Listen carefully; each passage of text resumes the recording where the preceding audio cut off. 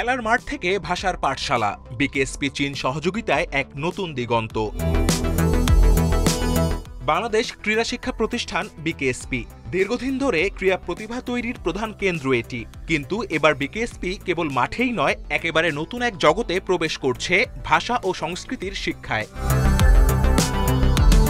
চীনের ঐতিহ্যবাহী Yunnan Minzu বিশ্ববিদ্যালয় এবং বিকেএসপির মধ্যে স্বাক্ষরিত এক যুগান্তকারী চুক্তি ক্রীড়া ও শিক্ষাক্ষেত্রে খুলে দিয়েছে এক নতুন দরজা।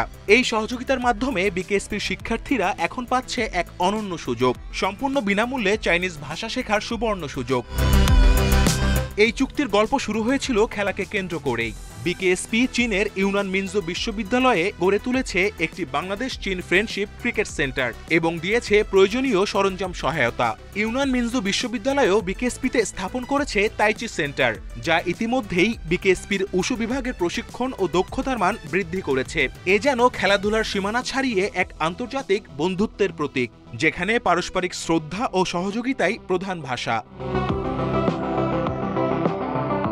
চুক্তির পরবর্তী ধাপে ইউনান মিনজু বিশ্ববিদ্যালয় বিকেএসপির শিক্ষার্থীদের জন্য আনছে চাইনিজ ভাষা শিক্ষার বিশেষ কর্মসূচি। নভেম্বরে বাস্তবায়িত হচ্ছে এই কার্যক্রম।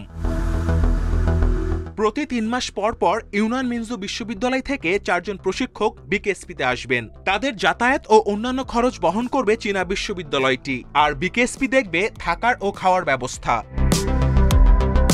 প্রশিক্ষকরা প্রতিদিন ৩টি ক্লাস পরিচালনা করবেন এবং শিক্ষার্থীদের ক্লাসরুমে চাইনিজ ভাষা শেখাবেন। ৩ মাস পর নতুন ৪ জন প্রশিক্ষক এসে দায়িত্ব নেবেন, যাতে ধারাবাহিকতা বজায় থাকে। বিকেএসপির মহাপরিচালক এই উদ্যোগকে বলেছেন আকর্ষণীয় ও যুগান্তকারী। চাইনিজ ভাষা যদি এখন কেউ জানতে পারে, বর্তমান বিশ্বে ব্যবসা বাণিজ্য সমস্ত ক্ষেত্রে চাইনিজ ভাষা জানা একটা ব্যক্তি সেকেন্ড ল্যাঙ্গুয়েজ হিসেবে তার অ্যাকসেপ্টেন্স, তার এক্সপোজার আরো অনেক বেশি।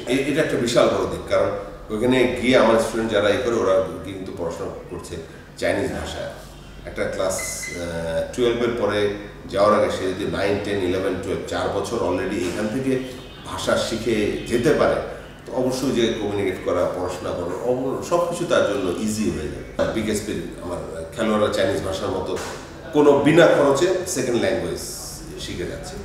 এই ভাষা শিক্ষার সুফল কেবল শিক্ষার্থীদের মধ্যেই সীমিত থাকছে না। বিকেএসপি এবার আশেপাশের সমাজের জন্য খুলে দিয়েছে ইভিনিং চাইনিজ ক্লাব। ওয়ার্কিং ডেতে আমাদের বিকেএসপির ক্যাডেটরা দিনের বেলায় শিখলো, ছুটির দিনগুলিতে সন্ধ্যার পরে। কারণ আমি ওদেরকে প্রপোজ করলাম যে যেহেতু সাভারটা হচ্ছে গিয়ে চতুর্দিকে আমাদের বিভিন্ন ইন্ডাস্ট্রি, এবং আমি জানি যে ইন্ডাস্ট্রিতে যারা আমাদের যে মার্চেন্ডাইজার, যে গার্মেন্টস টার্মেন্টস অন্যান্য এইগুলিতে ইভেন বিভিন্ন এরা যারা থাকে ওই জায়গায় ওরাও অনেক সময় চাইনিজ ভাষায় ওদের করতে হয়, কমিউনিকেট করতে হয়। সন্ধ্যার পর আমি ইভিনিং ক্লাস করাবো চাইনিজ ল্যাঙ্গুয়েজের, এবং ওইটা হবে গিয়ে আমার ক্যাডেটরা না, ওইটা হবে গিয়ে বাইরের ওপেন ফর অল পেমেন্টে। একই রকমভাবে ছুটির দিনেও ওরা করাবে। যেই পেমেন্টটা পাচ্ছে, এটা একটা আমি করেছি যে একটা মিনিমাম একটা নিয়ে আমরা করবো, যেই পেমেন্টটাই হচ্ছে কিছু আমরা ওদেরকে দিব, ইনস্ট্রাক্টর যারা চাইনিজ ইনস্ট্রাক্টর ওদেরকে, আর কিছু আমরা তখন বিকেএসপি বাকি রিমেনিং এটা বিকেএসপি ডেভেলপমেন্টের জন্য ইউজ করি। তো একই সাথে আমাদের চাইনিজ ভাষা শেখাও হলো ক্যাডেটদের, একই রকমভাবে নিজস্ব আয়ের পরিমাণও বাড়লো। একই সাথে চাইনিজ ভাষাটা আমাদের ক্যাডেটদের সাথে সাথে ইন্ডাস্ট্রিয়াল এরিয়া সাভারের বিভিন্ন ইন্ডাস্ট্রি যারা যারা ইচ্ছুক কম খরচে চাইনিজ ভাষা শিখতে পারে। এটি শুধু একটি শিক্ষামূলক উদ্যোগ নয়, বরং একটি সামাজিক ও অর্থনৈতিক স্বনির্ভর প্রকল্প, যা বিকেএসপির আর্থিক শক্তিও বাড়াবে।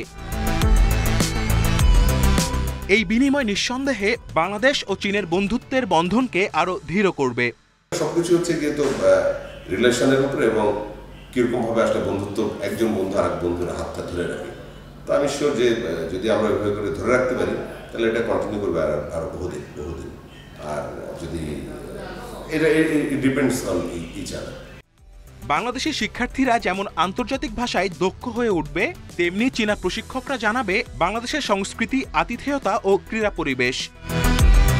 বিকেএসপি সবসময় ছিল প্রতিভা গড়ার কারখানা, কিন্তু এবার তারা সেই প্রতিভাকে দিচ্ছে আন্তর্জাতিক মানের ভাষা ও দৃষ্টিভঙ্গি।